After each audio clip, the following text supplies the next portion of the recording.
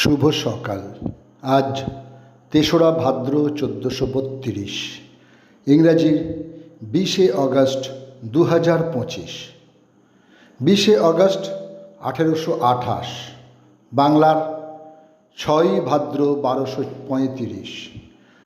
রাজা রামমোহন রায় ও তাঁর বন্ধুবর্গ মিলে কলকাতায় এক সার্বজনীন উপাসনার মাধ্যমে ব্রাহ্ম সমাজ শুরু করেন। ২০শে অগস্ট ১৮৬৪ মুর্শিদাবাদে জন্মগ্রহণ করেন রামেন্দ্র সুন্দর ত্রিবেদী।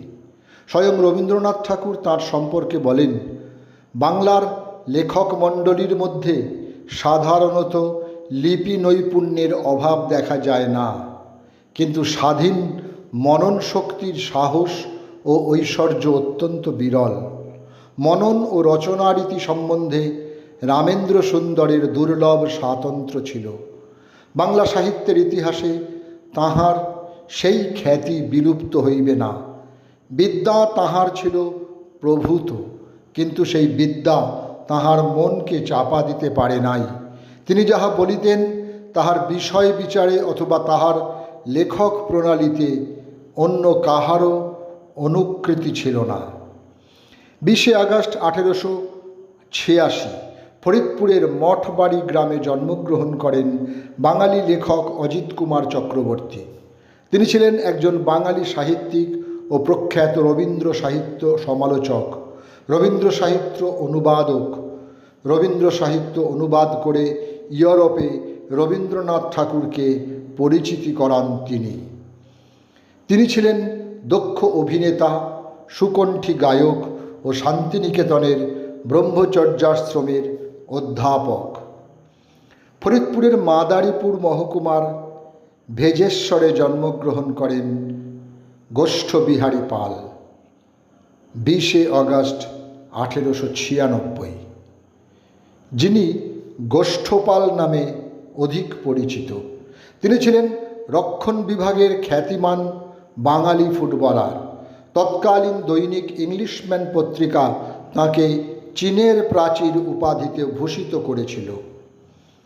বাংলাদেশের কুমিল্লা জেলায় ২০শে অগস্ট ১৯১২ জন্মগ্রহণ করেন বাঙালি সাহিত্যিক জ্যোতিরিন্দ্র নন্দী, যাঁর ডাকনাম ছিল ধনু। তাঁকে কল্লোল যুগের অন্যতম শ্রেষ্ঠ ছোট গল্পকার মনে করা হয়। ১৯৬৫ সালে আনন্দবাজার পত্রিকার থেকে সুরেশচন্দ্র স্মৃতি পুরস্কার ও ১৯৬৬ সালে আনন্দ পুরস্কারে তিনি সম্মানিত হন। ভারতবর্ষের তরুণতম প্রধানমন্ত্রী রাজীব গান্ধী ১৯৪৪ সালের ২০শে অগস্ট বোম্বাইতে জন্মগ্রহণ করেন। আত্মপ্রচারে বিমুখ এই প্রধানমন্ত্রী ছিলেন ইন্ডিয়ান এয়ারলাইন্সের একজন পাইলট। মায়ের মৃত্যুর পর তিনি মাত্র ৪০ বছর বয়সে দেশের প্রধানমন্ত্রী রূপে কার্যভার গ্রহণ করেন। মহাভোজ, লোককথা, হোলি, কোর্ট মার্শাল, রুদালি, হিম্মত মাই, মুক্তি ইত্যাদি হিন্দি নাটকের পরিচালক ও রঙ্গকর্মী নাটক দলের প্রতিষ্ঠাতা উষা গঙ্গোপাধ্যায়ের আজ জন্মদিন। ২০শে আগস্ট ১৯৪৫ রাজস্থানের যোধপুরে তিনি জন্মগ্রহণ করেন। বাঙালি রাজনীতিবিদ ও সমাজসেবক আনন্দমোহন বসু ২০শে আগস্ট ১৯০৬ কলকাতায় পরলোক গমন করেন। কেমব্রিজের ক্রাইস্ট কলেজ থেকে উচ্চতর গণিত বিষয়ে পড়াশোনা করেছিলেন তিনি। অনার্স সহ ডিগ্রি পরীক্ষা তথা টাইপস পরীক্ষায় প্রথম শ্রেণী লাভ করেছিলেন। তিনি প্রথম ভারতীয় র্যাংলার হওয়ার সৌভাগ্য অর্জন করেছিলেন। লেফটেন্যান্ট মতিউর রহমান ছিলেন বাংলাদেশের একজন শহীদ মুক্তিযোদ্ধা। আজ তাঁর মৃত্যুদিন। ১৯৭১ ২০শে আগস্ট ভারত সীমান্ত থেকে মাত্র ৩৫ মাইল দূরে থেট্রা এলাকায় বিমান দুর্ঘটনায় তাঁর মৃত্যু হয়। তৎকালীন পাকিস্তান সরকার তাঁর দেহ করাচির এক চতুর্থ শ্রেণীর কবরস্থানে সমাহিত করে। পরবর্তীতে ২৪শে জুন ২০০৬ মতিউর রহমানের দেহাবশেষ পাকিস্তান থেকে বাংলাদেশে ফিরিয়ে আনা হয় এবং পূর্ণ মর্যাদায় 25শে জুন 2006 তাকে পুনরায় দাফন করা হয়। ভারতীয় বাংলা আধুনিক ও চলচ্চিত্র সঙ্গীতের বিশিষ্ট গীতিকার ও সুরকার গৌরীপ্রসন্ন মজুমদারের আজ মৃত্যুদিন।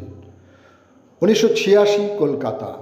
তার জনপ্রিয় গানগুলি হল পথের ক্লান্তি ভুলে আমার গানের স্বরলিপি, এই পথ যদি না শেষ হয়, কফি হাউসের সেই আড্ডাটা, ইত্যাদি ইত্যাদি। মেলবোর্নে অনুষ্ঠিত 1956 গ্রীষ্মকালীন অলিম্পিকে চতুর্থ স্থান অধিকারকারী ভারতীয় ফুটবল দলের অধিনায়ক সমর বা বদ্রু বন্দ্যোপাধ্যায়ের আজ প্রয়াণ দিবস। 20শে আগস্ট 2022 92 বছর বয়সে কোভিডে আক্রান্ত হয়ে তিনি পরলোক গমন করেন। ভারতীয় বাঙালি চলচ্চিত্র পরিচালক, লেখক, থিয়েটার ব্যক্তিত্ব উৎপলেন্দু চক্রবর্তীর আজ মৃত্যুদিন। সময়টা 2024। মৃত্যুকালে বয়স হয়েছিল 76 বছর। তাঁর উল্লেখযোগ্য চলচ্চিত্র হল চোখ, ময়নাতদন্ত। অভিনেত্রী রীতাভরী চক্রবর্তী তাঁর যোগ্য সন্তান। সকলকেই আমার আনত প্রণাম।